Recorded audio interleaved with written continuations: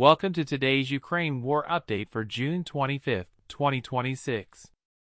Russia is attacking harder than it has in weeks, and getting almost nowhere. Over the past day, Ukraine's general staff recorded 251 separate clashes along the front, the highest tempo in weeks, with the Pokrovsk sector alone absorbing 44 Russian assaults.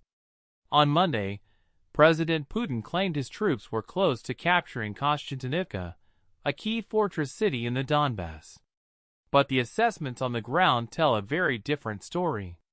The Institute for the Study of War says Russia's gains in and around Kostiantynivka amount to small group infiltrations that are not turning into real, consolidated control. Soldiers slipping into the edges of the city, not holding it.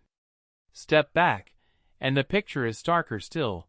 By the Institute's count, over the 4 weeks to mid-June, Russia did not gain ground at all. It lost a net 57 square miles. Even the Ukrainian mappers at DeepState, who are more generous to Moscow, put Russia's gain at a tiny 10 square miles.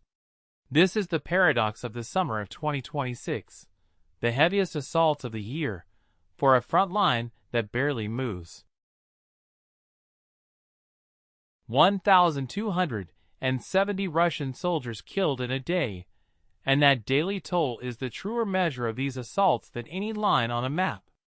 Russia lost nearly 2,000 more drones, pushing the war's total past 371,000, along with 67 artillery systems. Its cumulative casualties have now climbed past 1,397,000. In the air, the night was relatively quiet by recent standards, around 90 drones, with most shot down or jammed. Analysts warn that these lulls often mean Russia is stockpiling for a bigger barrage. But quiet is relative. In the Sumy region, a Russian drone hit a petrol station, wounding 4 people, and a bakery was struck in the border town of Lukov. An industrial site in the Poltava region was set alight. The strikes are smaller, but they have not stopped. And the cost of Ukraine's deep strike campaign is now coming into focus.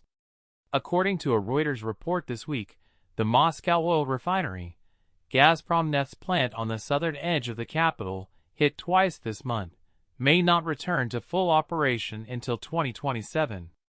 Both of its main processing units were damaged. Repairs could take at least half a year and cost up to $1 billion. That single plant supplies around 40% of Moscow's fuel. From occupied Crimea, still rationing fuel after this week's blackouts, to the capital itself, the strikes Ukraine launches in a single night are inflicting damage Russia will be measuring in years. That wraps up today's update. If you found this useful, press the like button and subscribe in order to support this channel. Stay informed, stay safe, and I'll see you tomorrow.